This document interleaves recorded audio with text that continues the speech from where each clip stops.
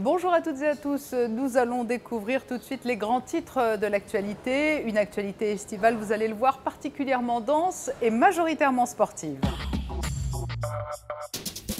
Nous nous rendrons tout d'abord à la piscine du Stade Louis II où s'entraînent actuellement les nageurs sud-africains qui disputeront les Jeux Olympiques de Londres. Ils ont reçu la visite de la princesse Charlène. Il représentera, lui, la principauté au JO de Londres, suite aujourd'hui de notre série de portraits consacrés aux athlètes monégasques retenus pour participer aux Jeux Olympiques, avec un habitué des compétitions internationales, le judoka Yann Siccardi. Eux aussi, pour certains, ont rendez-vous à Londres en fin de semaine prochaine pour les JO. Les grands noms de l'athlétisme vont faire étape en principauté vendredi soir lors du meeting Herculis. Au ministère d'État, la réunion du conseil scientifique de l'INSEE, l'Institut monégasque de la statistique et des études économiques. Et puis une nouveauté estivale, le Circus Dinner Show. À l'initiative de la princesse Stéphanie, des dîners-spectacles mêlant cirque et gastronomie seront organisés jusqu'au 19 août, tous les jeudis, vendredis, samedis et dimanches. Mais avant d'ouvrir un large chapitre sportif, cette manifestation qui devrait attirer en principauté la semaine prochaine de nombreux collectionneurs et amateurs de belles voitures. Le 26 juillet, la maison Arcurial organise une vente aux enchères de véhicules issus des collections princières. À quelques jours de cet événement, le prince Albert II a reçu au musée de l'automobile une équipe de Monaco Info. Il a évoqué les raisons de cette vente. Il s'est confié à Vanessa Dessy. Cette vente, c'est un renouvellement, c'est une amélioration et une façon de faire vivre cette collection de façon plus significative. Je ne me débarrasse pas, je ne déstocke pas la collection. Nous avions beaucoup de voitures, et même trop pour cet espace, puisqu'il y en avait qui étaient souvent mises en réserve, même si on présentait périodiquement différents modèles, mais je crois qu'il était temps de renouveler un petit peu cette collection, de permettre à des collectionneurs d'avoir accès à certains modèles qui sont intéressants, mais avec lesquels il y a moins de liens affectifs ou relationnels ou fusionnels, alors que d'autres modèles qui vont rester, qui font partie vraiment du cœur de cette collection, soit pour des raisons historiques, soit pour des raisons de représentativité d'une certaine époque, soit pour des raisons de relations vraiment familiales, proches, vont être conservées. Mais cette vente va nous permettre d'acquérir d'autres modèles peut-être aussi intéressants ou qui représentent quelque chose pour la principauté ou pour ma famille. C'est par exemple le cas, en février dernier, j'ai pu acquérir une Sunbeam de 1955 qui est identique à celle que l'on peut voir dans le film La main en collé, que vous connaissez bien, qui fait partie de la cinématographie de ma mère. Je vous rappelle donc que cette vente aux enchères tout à fait exceptionnelle aura lieu le 26 juillet prochain au musée de l'automobile. Le lendemain, le 27 juillet, la ville de Londres connaîtra l'effervescence des journées historiques avec l'ouverture officielle des Jeux Olympiques. Les meilleurs athlètes du monde vont venir s'affronter dans de très nombreuses disciplines. Parmi les compétitions toujours très appréciées, les épreuves de natation. En l'an 2000, la princesse Charlène participait aux Jeux Olympiques de Sydney. 12 ans plus tard, elle a invité les nageurs sud-africains à venir s'entraîner en principauté avant de rejoindre Londres, comme vous allez pouvoir le découvrir dans ce reportage. Elle était pour eux jusqu'à présent une sorte de guide, d'exemple à suivre. La princesse Charlène est devenue aujourd'hui un ange gardien pour les nageurs de l'équipe nationale d'Afrique du Sud. Depuis quelques jours, tous bénéficient des installations du Stade Louis II pour préparer les Jeux Olympiques de Londres, dont le coup d'envoi sera donné dans une semaine. C'est à l'invitation de la princesse Charlène et de sa fondation que ces jeunes nageurs, promis à un bel avenir olympique, ont établi leur camp de base à Monaco. Vous savez, la princesse est une olympienne, elle sait exactement ce qui nous attend. Nous permettre de venir ici, à Monaco, c'est nous enlever beaucoup de pression. Ça écarte la presse et nous évite un environnement stressant. Tout le monde peut se relaxer, prendre du bon temps et se concentrer sur les Jeux Olympiques. L'équipe d'Afrique du Sud ne pouvait rêver de meilleur endroit pour s'entraîner avant les JO. Tous les nageurs sont en Europe depuis 2 mois. Ils ont disputé plusieurs compétitions et sans l'invitation de la princesse Charlène, ils auraient dû repartir en Afrique du Sud et effectuer un long voyage aller-retour avant les JO, alors que Monaco est à 1h30 de vol seulement de la capitale britannique.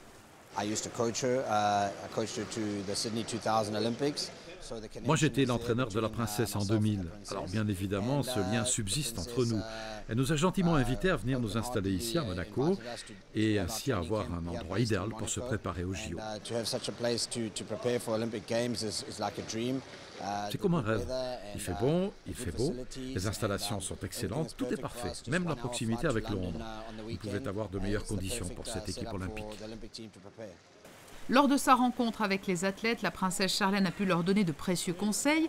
Elle a en effet participé aux Jeux olympiques de Sydney en 2000 et certains des nageurs présents à Monaco l'ont côtoyé près des bassins sud-africains alors qu'ils n'étaient que de tout jeunes débutants. La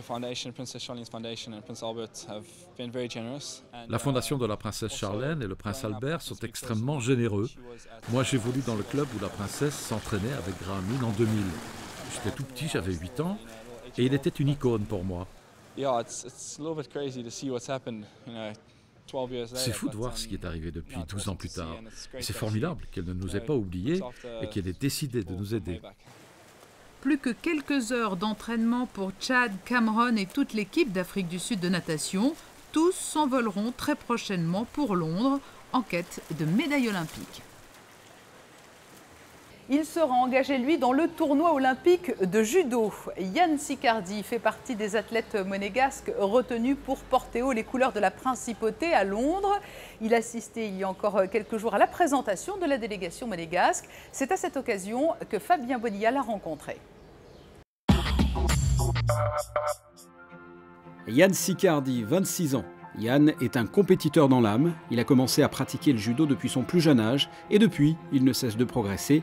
Cet été, ce sera sa 2e participation à des Jeux Olympiques. J'ai vraiment à cœur de montrer une belle image de Monaco, quoi, une image comme je te disais en fait, avec les quelques voyages que j'ai fait avec les compétitions de judo, j'ai souvent eu des remarques du genre ah bah tiens Monaco c'est facile, c'est tranquille là-bas. C'est la belle vie quoi.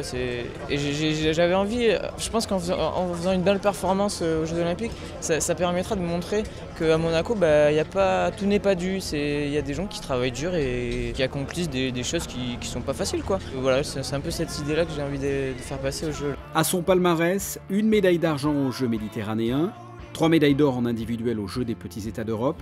Et enfin, Yann Siccardi a terminé 5e en Coupe du Monde en 2011 et 7e en 2012 dans les moins de 60 kilos. C'est pas loin du très haut niveau, mais c'est pas encore ça. J'ai à cœur de bien réussir cette compétition-là, quoi. Après les JO, avoir quelque chose autour du cou, c'est envisageable, c'est faisable. C'est un peu différent des sports maîtrés. Par exemple, en 100 mètres, celui qui n'est jamais descendu en dessous des 10 secondes, il sait qu'il ne sera pas médaillé, quoi. En judo, on n'a pas on n'a pas le chronomètre, quoi. Donc, je veux dire, c'est 5 combats à faire pour être champion olympique. Un bon tirage, une journée où je suis en forme, pas les autres. Y croire vraiment, quoi, dur comme fer. C'est pas impossible. Moi, j'y vais clairement avec cette idée-là dans la tête. Et on me dit celui qui vise la Lune a atterri parmi les étoiles. Donc voilà, je vais viser la Lune et puis on verra bien ce qui arrive. Certains d'entre eux seront également présents à Londres pour les Jeux Olympiques. Il s'agit d'une partie des participants du meeting d'athlétisme Hercules.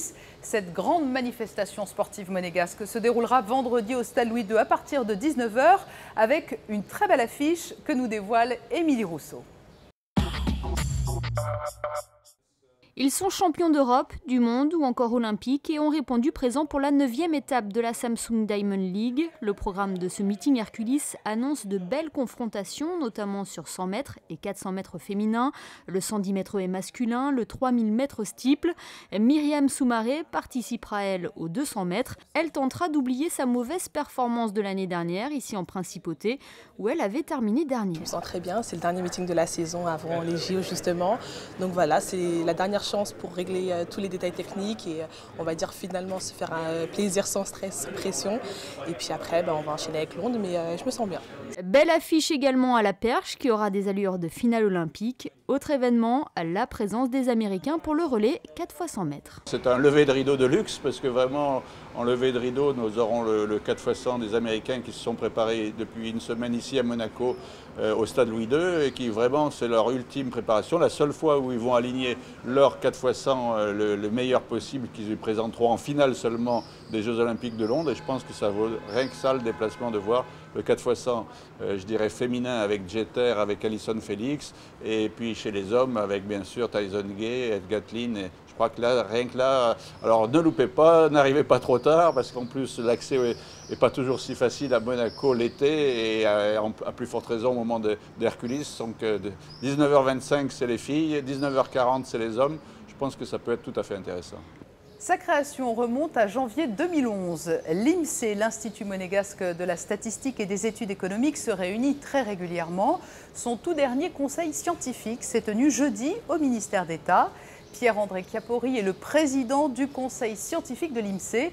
Il revient sur l'ordre du jour de cette réunion.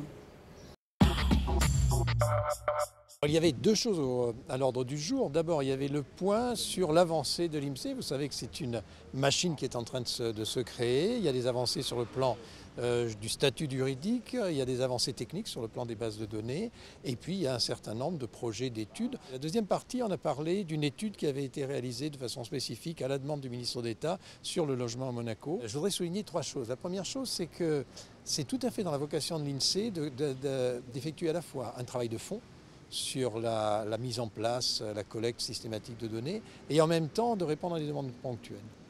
La deuxième chose, c'est que le rôle de l'INSEE, c'est de fournir des informations qui permettent une meilleure définition, une meilleure exécution des politiques publiques, et je trouve que l'étude sur le logement est un parfait exemple parce qu'elle fait exactement ça.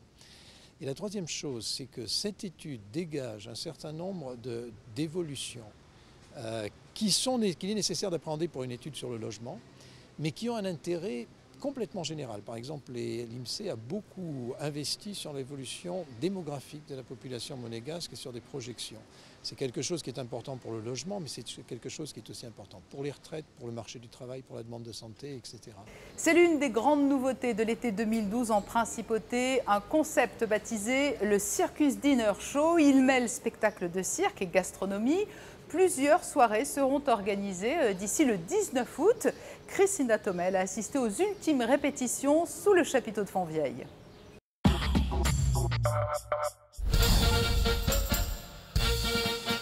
Le chapiteau de Fontvieille prend des allures de restaurant. Allier la gastronomie et le cirque, le Circus Dinner Show Monte Carlo promet des moments d'exception qui enchantera petits et grands. On a eu cette idée pour le Circus Dinner Show après la journée nationale de Monaco à Shanghai, à l'exposition mondiale en 2010. On faisait déjà une soirée pour la principauté de Monaco en Chine, en présence du prince. Et c'est de là que la princesse Stéphanie avait l'idée d'un jour refaire ça ici à Monaco. Et ainsi on avait dit que la période d'été, la grande saison de vacances, touristes et autres, serait le bon moment de faire ça dans le chapiteau.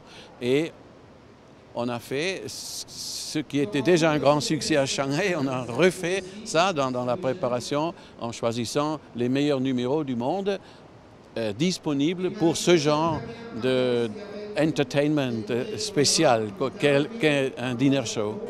Dans les cuisines, le meilleur ouvrier de France, Philippe Johannes, qui officie habituellement derrière les fourneaux du Fairmont. Le plus grand chef d'orchestre du monde du spectacle, le maestro Carmino D'Angelo, animera quant à lui la soirée. Et puis le ton sera donné bien sûr par les plus grands artistes du monde du cirque à la réputation internationale. On emmène les gens dans un univers de cirque tout en passant une bonne soirée au niveau des yeux et au niveau de l'estomac et du goût. Voilà, donc j'espère qu'on a réussi à tout réunir. Moi, j'en suis sûre, persuadée. Donc il faut vraiment venir voir parce que c'est unique, voilà, unique au monde. On n'a pas essayé de copier quelque chose qui existait déjà. C'est vraiment une création pour Monaco et puis pour toute la Côte d'Azur. Donc je pense que c'était important qu'on en fasse. Les soirées du Circus Dinner Show se poursuivront jusqu'au 19 août du jeudi. au dimanche. Ce journal touche à présent à sa fin. Nous allons tout de suite découvrir les cartes météo pour les tout prochains jours. Vendredi, prolongement de la période de temps sec, beau et chaud, nuages insignifiants, temps calme dans la matinée, légère brise de mer l'après-midi. Samedi, moins de soleil que les jours précédents, temps lourd, peu de vent. Dimanche, soleil hésitant, ciel pouvant même devenir provisoirement orageux, temps modérément chaud et lourd. Lundi, la semaine débutera avec un ciel incertain partagé entre soleil et nuages orageux, faible risque de courtes averses et des températures peu élevées pour la saison, comprises entre 22 et 25 degrés. Mais nous allons tout de même terminer sur une note positive. Sachez que les jours suivants, le temps redeviendra bien ensoleillé. Dans un instant, la suite des programmes sur Monaco Info.